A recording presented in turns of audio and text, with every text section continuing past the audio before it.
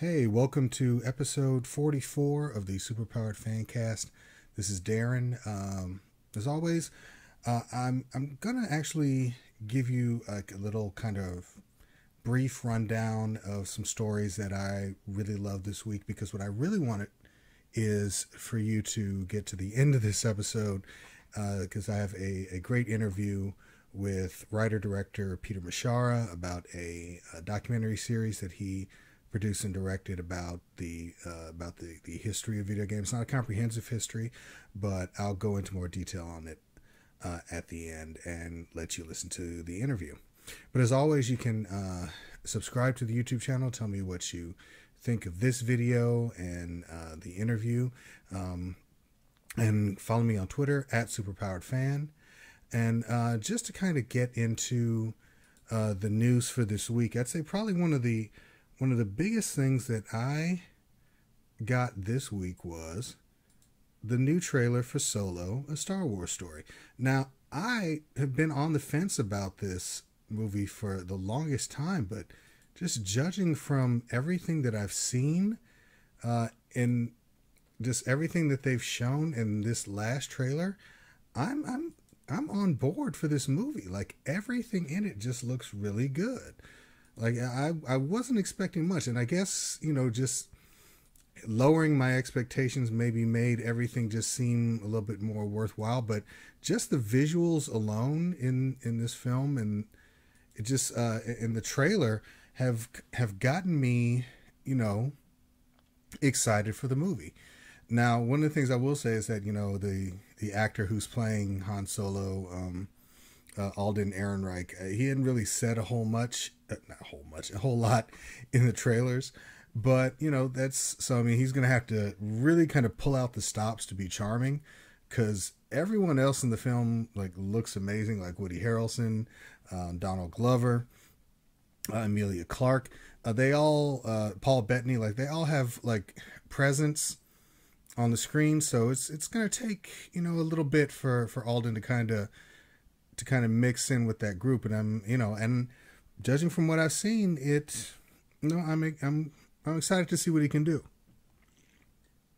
Now, some other news about the film itself is that, and this is according to Deadline, it's actually going to debut at the Cannes Film Festival this year. It's actually going to be the third Star Wars movie to ever do so. The first two being Episode 2, Attack of the Clones, and Episode 3, Revenge of the Sith, and kind of see. Let's hope Solo fares better. So it's going to be, I guess pretty much everyone's probably going to be there. And they released a statement just saying it's going to be in the Grand Amphitheater Lumiere at the Palais de Festival in Cannes. It's going to be released in France on May 23rd, and it's going to be 2 days before it's released in the U.S., but it's going to premiere at Cannes on the 15th. So, again, having the movie premiere at Cannes it's a smart move for Lucasfilm and Disney, with all of the negative press that's dogged this production. Having a movie premiere in a huge international market, I think can go a long way to creating a new narrative for the film and the director. And it also helps if the movie's good, and I have to give it up to him. This is a great looking trailer. It's a great looking trailer. Some great visuals. Looks like some great action. I'm really kind of looking forward to it. So we'll see. Now, just kind of keeping things in outer space, I said the next bit of news I want to talk about is Rogue One writer Gary Whitta. He gave fans a preview of what might be his next project when he released some concept art on Twitter. And I'm excited because the concept art that he released was, come on. Last Starfighter, it's a gun star. It's multiple gun stars. That's what I've been waiting for. As a kid, I loved this movie. It came out in '84 when I was a little kid, and I don't know, and from Universal Pictures, and I loved this movie. I wanted to be Alex Rogan, even though I was, probably I don't know, it may have been like 5 or 6 at the time, like maybe close to 8. But I was a huge fan of The Last Starfighter, and that movie. If you don't know anything about it, and I would say go and take a look at it. It's about Alex Rogan, played by Lance Guest. He lives in a trailer park community. He's thinking of, he wants to get out and start his life. He's a young man, and he's trying to get into art school, and he finds that one of the things that he's really proficient at is a video game called Starfighter. Now, it turns out that the game itself is a test. A test that picks the best player and they take him to like an intergalactic academy called the Rylan Star League. And he has to defend the planet Rylos against Zur and the Kodan Armada. Now, what's interesting is that, I just see it because I don't want to spoil it for you. It's a great movie, and I absolutely love it. But the fact that even though it wasn't a box office success, it's gone on to be a cult classic. And the thing is, with Last Starfighter, like reboots and remakes have been talked about for years. But I think this is the first time fans of the film have gotten some new information about a possible screenplay and about the film kind of being in development. So I'm on board. I really loved Rogue One. So I kind of want to see what Woody has to work with and what he's going to do with it. So the next thing I want to talk about is just kind of roll into the TV news. And good news for anyone who's a fan of the CW DC Comics shows. So the good news is that all of those shows have been renewed for another year. So, I'm going to get into why I'm excited about it at the end. But first things first, Arrow, even though Willa Holland, who was a series regular, played Thea, even though she left as a series regular, the first show on the CW DC Comics slot, it's going to be rolling into its 7th season. So I've kind of fallen off Arrow a little bit. I'm kind of slowly picking back up on it, but I'm excited that they're getting a 7th season, just because they launched all of these shows. And I think just the quality of the show has gotten a lot better, especially from the first couple of seasons. So, but I'll have to dig in and get into the last one. I'm kind of like a season behind. Now, The Flash is going to be getting a season 5. So you're going to have Barry, Cisco, Caitlin, the rest of the team coming back, hunting down metahumans, Barry screwing with time. Or screwing with dimensions again, but I'm on board with this. I really love The Flash as a series, so to have it come back is exciting for me. Supergirl is going to be getting a season 4. Now, after Supergirl left CBS after the first season, I'm glad it made its way, I guess, home to the CW, because it's been allowed to flourish on that network. I've been a little iffy about some aspects of the last season. I was not a fan of Mon-El. I didn't think the character was particularly interesting, and there's a part of me, not because I wanted to diminish anything that Kara was doing on screen, but I kind of want to see another kind of family interaction between she and Superman. I kind of want that. I kind of want Tyler Hoechlin to come back as Superman, not as not to take anything away from Kara, but just to kind of add another, just have another story with the two of them. I think it'd be nice. Legends of Tomorrow is getting a season 4 as well. Now, after moving time slots, this one was kind of the one that's been on the bubble by most estimations, and I think it led them to take some really bold chances. this year by adding like Kenyon Lonsdale as Kid Flash, bring him on. And I reported on this earlier that Matt Ryan is coming back as John Constantine for the season finale, and he would be joining the series as a regular if it got a new season. So it looks like we're going to be seeing a lot more John Constantine in season 4 of Legends of Tomorrow. And then finally, Black Lightning, the freshman CW series, is getting a season 2. I think this is one of the ones that's kind of a foregone conclusion. Like the series has been amazing. It's gotten a lot of positive feedback, a lot of positive buzz from fans and critics. So I think it was kind of a no-brainer that it'd be coming back for another season. Now, you can find these stories and others on our website at superpoweredfancast.com, where I have news and reviews. There's a lot of new information coming out. It's updated daily. Well, it's updated Monday through Friday, unless there's some really big breaking news coming out on the weekend. I tend to, use that for me time, to enjoy myself. So, but definitely go to superpoweredfancast.com. Like I said, you can always follow me on Twitter at superpoweredfan. And you can also email me, superpoweredfancast@gmail.com. If you have story ideas, story suggestions, you just want to talk, that's what I'm here for.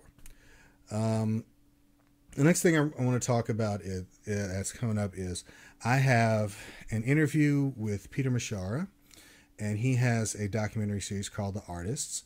And I'm not going to, the interview was great. We talked about, we talked about his vision, and I really want you all to listen to it and give me your feedback. But one of the things I really loved about this series, and you can find it on topic.com. You can find the entire series actually on topic.com. It's 10 episodes.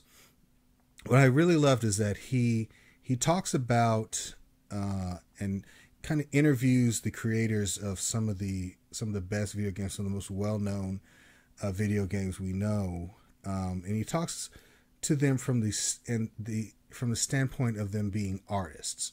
Now, more often than not, you're going to see documentaries about the creation of video games from an engineering standpoint, and he does talk about the technology. The technology is there, and he talks to some great some of the luminaries in the video game industry, like Alan Alcorn and Nolan Bushnell.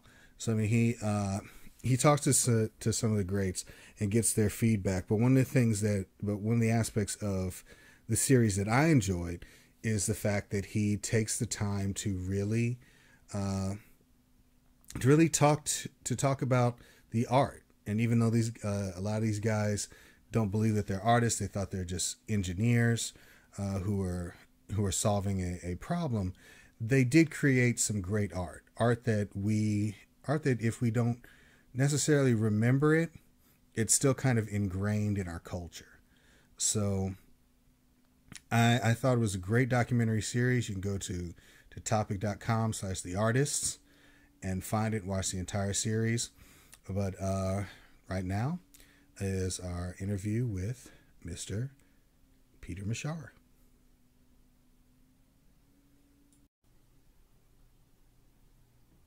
Okay, Darren, how are you? I'm good. How are you, sir? I'm very, very good, man. It's good to talk to you. This is the first press I'm doing for this thing, so I'm honored to talk to you today. So it's great. Well, no pressure on me then. But yeah, exactly. Yeah, I really did want to talk to you because I love the series, and I'm literally an old school video game fanatic. So I just love that you talked about so many different aspects of the industry. So yeah, I'm sorry, I'm trying to get my fanboy stuff out of the way first. No, I appreciate it, brother. I really do. Thank you. It's great to get feedback. I've been working on this thing for like a year and a half, just production, post production. So it's like an amazing feeling to sort of get it out there and sort of see how people respond to it. I've been like sort of anxious, curious to see how people, gamers and old school, heads like sort of respond to it, and then the newer generation. So, it's exciting to get it out there. You know what I mean? Absolutely. So, for those who aren't familiar, tell us what The Artists is about. Yeah, absolutely. So this is it's interesting. So it's a 10-part web series. And then I don't know if you know this either. We're actually going to recut this as a feature as well. But it's a documentary piece that looks into the first 3 decades of video game history, video game design. I think it's important to say, I don't know if it's the best way to say it, but what it's not a comprehensive history of video games. Basically, I was trying to find stories that sort of speak to video games as an art form and really investigate those and look at stories and games and personalities. So that's what it is. It's a documentary series that investigates how video games are sort of an art form and just the different people that were involved in the first 3 decades of the 1970s, 80s, and 90s. Yeah, and that's one of the things I appreciated about it is because you talked about the documentary, and it absolutely lends itself to a feature, just all 10 parts. Like it does tell an amazing narrative about the history of video games. And one of the things I loved is that it was from the point of view of video games as art, as the developers, as artists, as people, as creatives and things like that. So that's one of the things I appreciated about each episode was that it wasn't necessarily a treatise on the technology. It was literally about the people. And I love that the first episode was about how the industry kind of kept them from being known as the artists that they were. Yeah, but it sort of blows my mind that this hasn't been really investigated before. I mean, there's a lot of amazing writing on it, both online and in print form, but from sort of a video, moving pictures perspective, it blows my mind that it really hasn't been discussed. So, I mean, this is just maybe the first foray into, investigating these things and talking about these things, but, I just thought there was like a really amazing opportunity to explore this world that up to this point I haven't seen anything that really sort of investigates it. So that's not to say there's been some amazing video game documentaries, but in this particular aspect, video games as an art form, as an artistic sort of experience, and what that means and all of that. So that's why I was excited to sort of delve in and work on it. Oh, absolutely. And I think that's why I got that. Why my next question was was that perspective, was your perspective about the series, what kind of drew in people like Bushnell and others to talk about that time as freely as they did? Yeah, I think you know what? I'll be honest. I think there's a lot of people, old school people in the industry and new school people in the industry that welcome this discussion, that they want to talk about games on this level.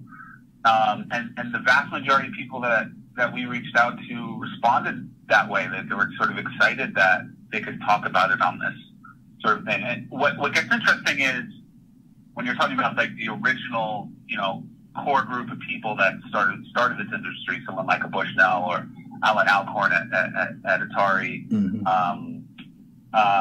they don't necessarily see it as such. They don't see it, especially talking to Alan Alcorn, who designed the game Pong, which was the first video game, the big hit in the video game world.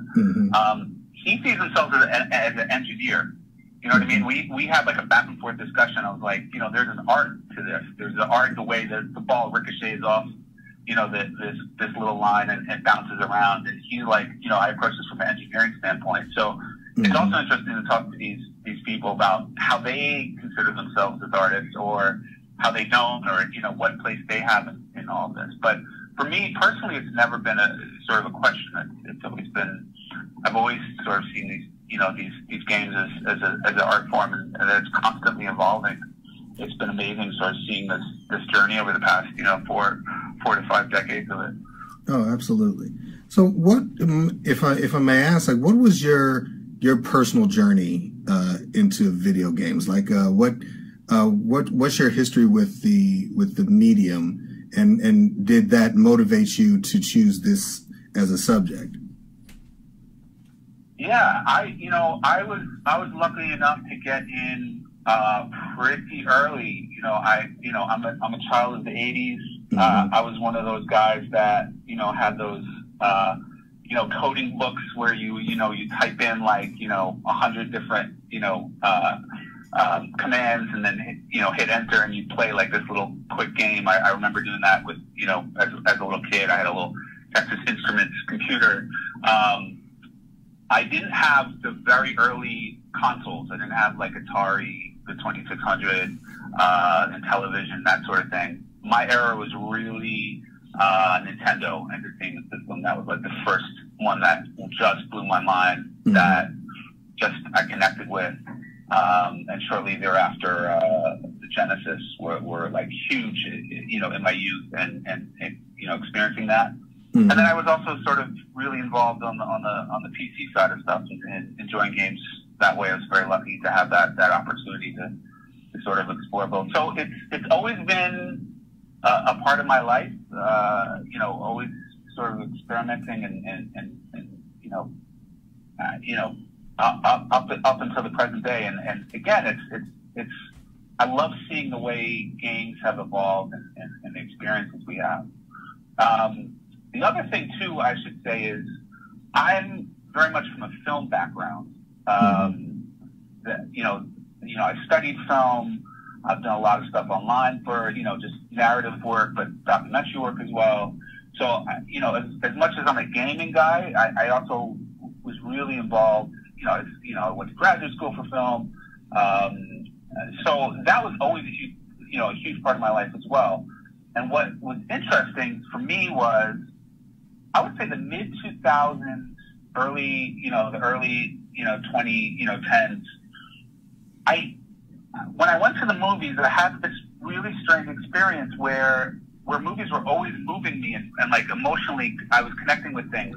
I started distancing myself a little bit from it, just from like an experiential standpoint. Like I wasn't like connecting with films the way I did. And there was a series of games at that time that I really started connecting, like the experiences that, or the way I would respond to a film, I was starting to respond to in a video game. So,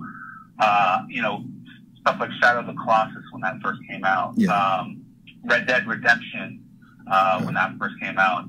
It's a sort of obvious one, but The Last of Us. But that experience was one that I was having, that I normally went with film.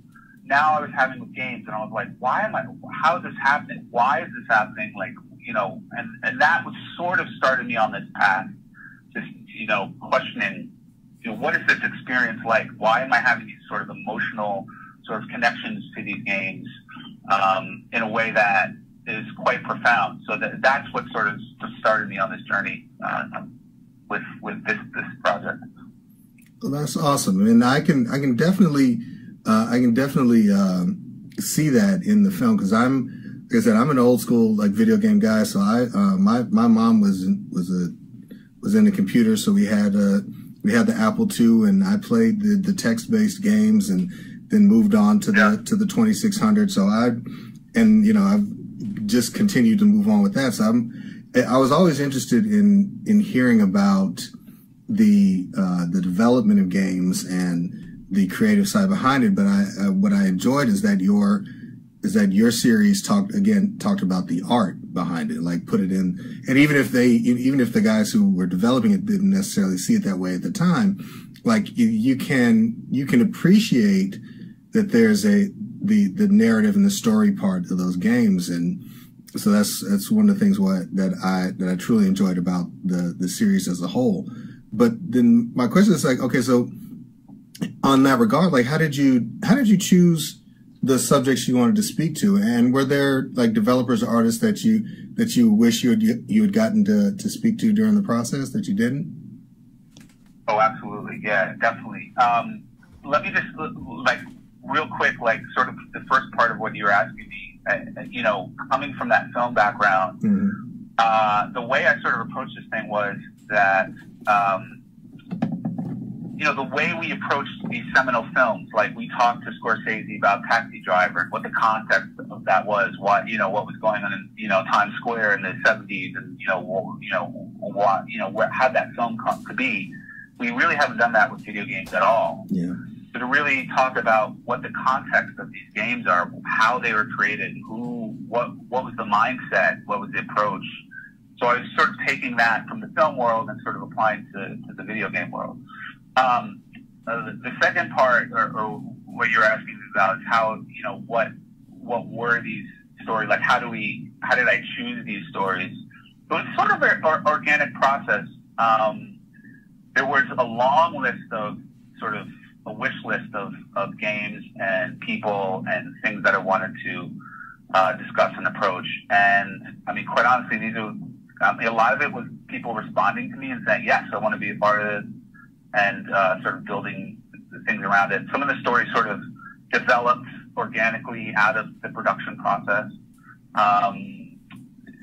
So there were key ones that I knew I absolutely wanted to get, and then there was a couple that sort of just developed that way, and how people responded to the project. And then the third part is, yes, there's so many people that I would still love to talk to. Off the top of my head, wish list is Roberta Williams, who did all the early Sierra adventure games. I used to play those religiously. Now, she's an interesting story because she's like completely divorced herself from interviews and talking about her past work, but that would be a huge one. And then a huge one for me, and this is still something I think I might explore, is the Japanese side of the industry, and talking to a lot. I mean, that's a huge hole. Quite honestly, this project is sort of the Japanese industry and their voices and their approach. That might be forthcoming. That might be season 2. You never know, but that'd be a huge one. That'd be the awesome. Japanese sort of world, and exploring what that would be. Oh, that would be awesome. That would be awesome, because like I said, I loved loved a lot of the subject matter. I loved the narrative through line, and I'd say probably one of my favorite episodes out of the series is the one about Danny Bunton, and it just seemed, it just seemed like such like a personal kind of story. It like even like it had so many different narrative elements that I enjoy. So like, what drew you to her story specifically, and what would you like her story to say to fans, to both fans of video games and the industry itself? Well, I'm very happy you responded to that one. I mean, for me, that probably is the most important episode for me, to sort of get out there that story and her sort of life and approach to things. And that was one of the stories that sort of developed organically for me. That was, I mean, I was aware of her work and what she did, but it was initially baked into the original Electronic Arts episode. But then there was there's so many amazing things about her life that, unquestionably it sort of had to be, it grew into its own sort of thing. So, I mean, for me, like, that is what this project is about.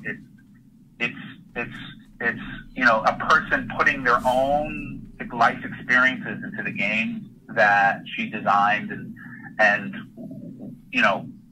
dealing with things and personal things and putting that in a game for people to experience on a whole different level. So she's very interesting to me because there's a generation of people that really know her work and know how important she was to the history of games. And I would say there's a whole new generation that doesn't know her work, and doesn't know it well enough. So this is one small step in terms of what her legacy is, and just sort of getting the word out, what she did as a person and as a designer. So, it's just, again, that episode to me was the most personal one for me in terms of getting it right and getting the word out. So I'm glad you responded to it. Oh yeah, absolutely. I mean, it was the especially with the current state of video games, the multiplayer aspect of it being so important. Like, it's definitely a part of the history of multiplayer and inclusional gaming that had until now been lost. That definitely needed to be talked about. So I appreciated it immensely. Yeah, I mean, it blows my mind how far ahead of the curve she was in terms of thinking about these things. And, she, I think it was in 87, 88, she did Modem Wars, like that was the first, game where it was built in where you could, battle someone over the internet. And people didn't have the hardware to make this happen, but she was making these games that didn't resonate because the hardware wasn't there yet. The mentality of playing someone over, online was not there yet. But she was so far ahead of the curve in terms of this stuff. So she's just fascinating to me as a personality. Oh, absolutely. So just kind of closing out, like with the industry stuff, like what do you think of the current state of the video game industry? Just as a fan, as a player, as someone as an observer, as someone who's talked to the people who started all of this. Like, what do you see now as both a fan and someone with someone who's talked about it, or who's filmed the history of it?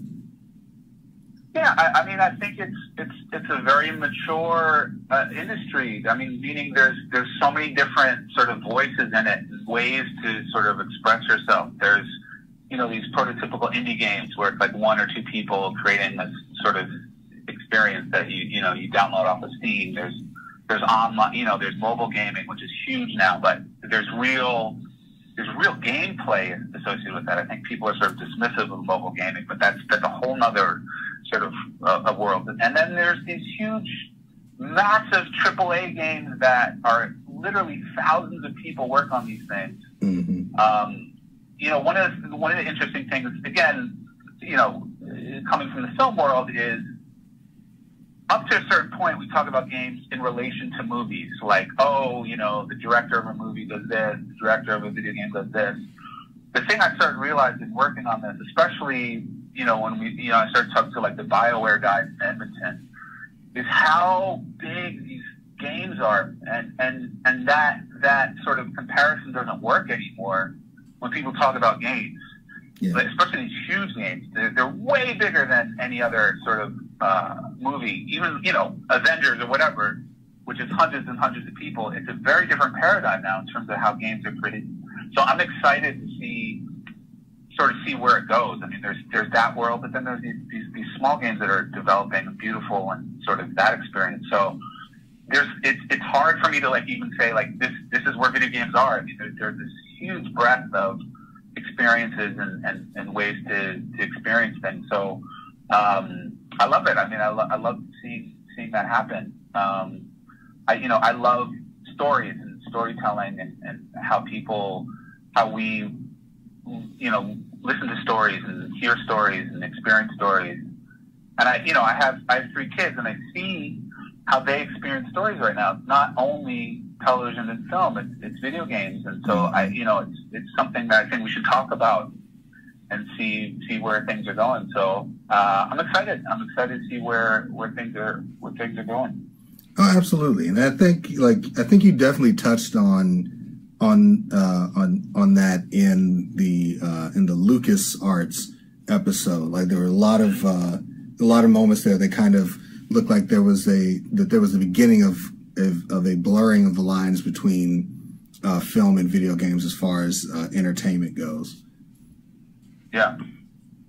I mean, Tim Schafer, I mean, is he's such a strong author of these games, that his voice always carries through, whether he is the director, the creative director, or just sort of the world he's created at Double Fine, which is his sort of production company. That voice always sort of shines through. So that's what I was so curious about, how that happens, how he sort of creates that environment. And what that episode is a lot about is he's sort of recreating what LucasArts used to be in the 80s. Mm-hmm. That sort of energy and that approach. But as LucasArts started growing to such a size that he couldn't sort of have that experience anymore, he founded his own company and called Double Fine, and he sort of carries on that torch of what LucasArts used to be. So I'm fascinated on how he sort of developed that, created it. So that was, that I mean, is a perfect example of what this project is in terms of investigating who Tim is and how he, his sense of humor and his approach. So again, I'm glad you sort of responded to that one too. I really appreciate that. So, Peter Mishara, what are you working on next? Like, what's next for you? That's a great question. Well, I am going to really explore. Well, first I got to do the feature of this. I've just got the sort of web series out this week. It's launching in Canada in April, so sort of going towards that, and then recutting it into the feature for the summer. But as I mentioned to you, I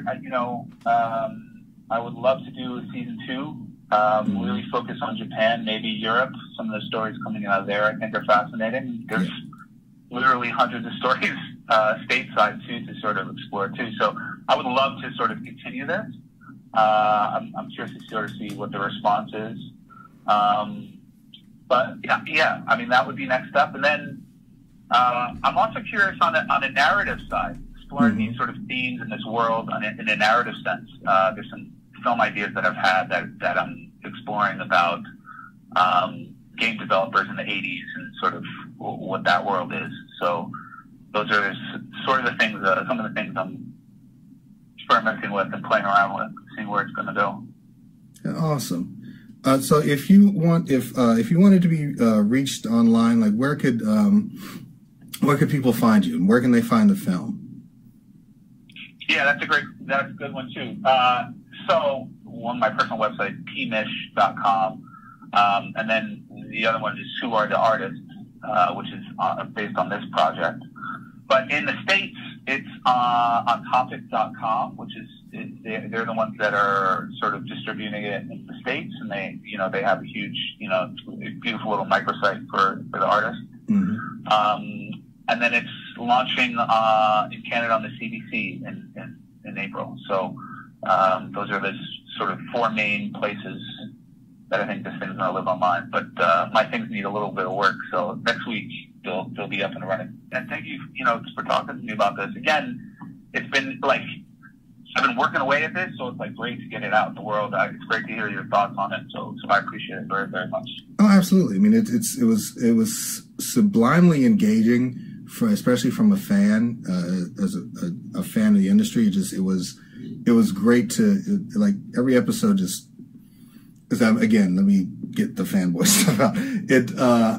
I love anyone who looks at the artistic aspects of that industry, and that entire series. I love the fact that it's called The Artist, that it's not, that it is about the technology and it's about the personalities, but it does, even if they don't see it, it does let us as viewers see them as the artists that they are.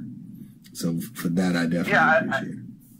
Thank you, man. I appreciate that. Yeah, I mean, it was like, the thought behind the title is, I like the simplicity of it. I mean, typically when you do these video game things, and I've done these things in the past, but, I directed like a pilot for Vice.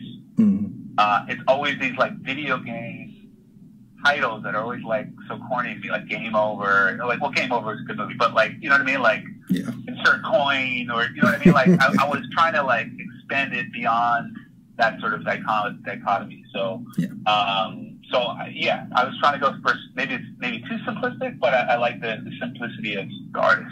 So, and that's also inspired by electronic arts. So, Mm-hmm. So it all sort of comes together in many ways. All right. Well, Mr. Peter Mishara, I want to thank you again for your time.